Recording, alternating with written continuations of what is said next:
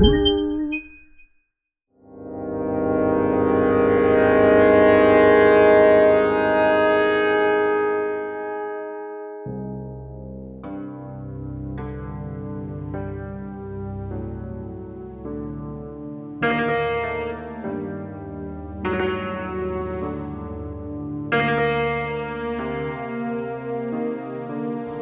Perrier, vous êtes le commissaire de ce pavillon de la Principauté d'Andorre pour cette 55e biennale.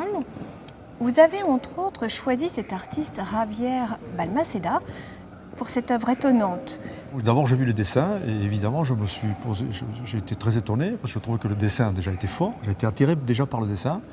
Et puis aussi parce que, par le fait que ces chevaux ont leurs membres sectionnés et soutenus par des criques hydrauliques. Donc évidemment j'ai voulu absolument tout de suite rencontrer cet artiste, je l'ai rencontré, j'ai dit mais... Et puis là, vraiment on m'a raconté une histoire qui m'a beaucoup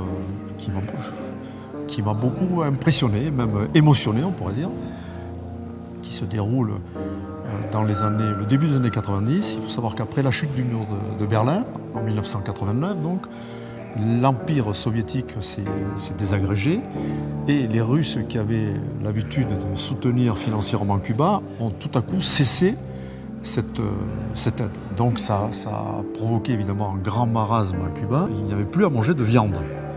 Les gens, notamment les jeunes, ceux qui avaient une vingtaine d'années, si vous voulez, cherchaient des chevaux. Il y a beaucoup de chevaux à Cuba. Donc cherchaient des chevaux, ils y allaient à plusieurs.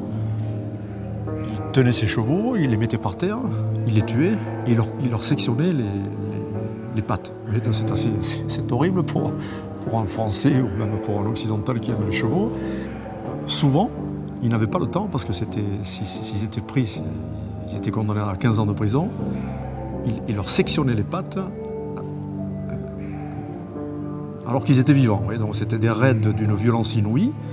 Ça, évidemment, ça m'a vraiment choqué. C'est incroyable, je ne connaissais pas cette histoire, je ne savais pas. Et puis je me suis renseigné, évidemment. Et effectivement, cette histoire est vraie. Et même, c'était assez fréquent. Et ça s'appelait en espagnol « quitar las ruedas », ce qui veut dire « enlever les roues ». Parce qu'à Cuba, on voit souvent des voitures qui sont sur des cairons, des éléments de construction. Est-ce que ce sont des chevaux empaillés? Ah non, pas du tout.